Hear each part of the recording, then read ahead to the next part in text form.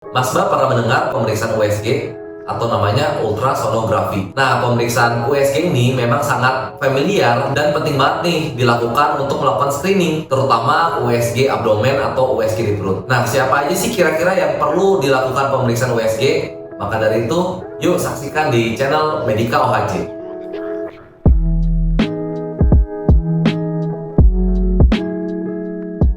Oke Mas Mbak, pada kali ini kita bakal membahas pemeriksaan yang cukup sering dilakukan di suatu perusahaan, yaitu adalah pemeriksaan USG atau ultrasonografi. Nah, pemeriksaan yang sering itu adalah USG abdomen, yaitu pemeriksaan USG pada organ di rongga perut. Nah, USG sendiri itu merupakan pemeriksaan yang memakai ultrasound. Jadi dia pakai deteksi kayak bunyi gitu untuk melihat kondisi-kondisi pada organ perut kita. Yang perlu kita ketahui, USG sangat penting banget untuk melakukan deteksi dini jika seseorang ada gangguan pada organ dalam atau tidak. Banyak sekali organ yang dapat diperiksa dengan memakai pemeriksaan USG ini. Kita coba mulai dari atas. Jadi organ yang pertama kita bisa melihat liver atau hepar beserta dengan kantung pembeduhnya. Jadi kita bisa lihat kalau misalnya si hepar tersebut ada kayak pengecilan gitu, nama lainnya adalah sirosis, ataupun mungkin heparnya membesar, livernya membesar, atau kita sebut hepatomegali. Biasanya sirosis atau hepatomegali tersebut bisa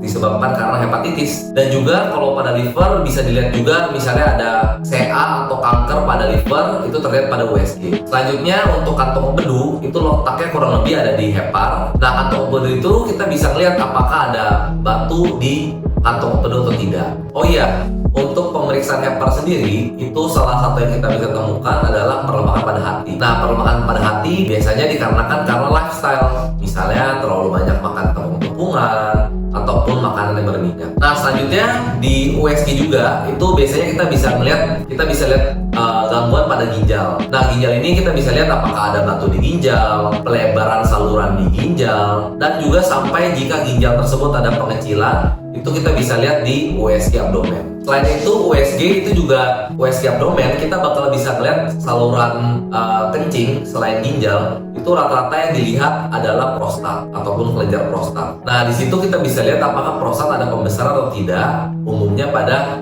pasien yang laki-laki. Selain itu, untuk USG abdomen sendiri secara garis besar itu bisa melihat gangguan pada gastrointestinal. Jadi gangguan-gangguan misalnya pada usus. Nah, rata-rata yang bisa kita lihat misalnya kayak contoh apendisitis akut, tuberkulosis pada usus, diverkulitis, ataupun jika ada tumor. Nah, jadi kurang lebih tadi organ-organ yang bisa dilihat dengan pemeriksaan USG. Sangat banyak ya organ-organ yang bisa kita lihat gangguannya jika kita melakukan pemeriksaan USG. Maka dari itu memang salah satu screening yang sangat penting pada umur seseorang jika di atas umur 40 tahun itu adalah pemeriksaan USG. Nah, maka dari itu Mas Mbak jika ingin melakukan screening USG itu sangat bagus ya. Jika memang di perusahaannya belum ada pemeriksaan USG rutin, bisa juga Mas Mbak melakukan pemeriksaan mandiri terkait USG abdomen ini. Nah, Mas Mbak yang ingin melakukan pemeriksaan abdomen bisa dilakukan di klinik terdekat ya.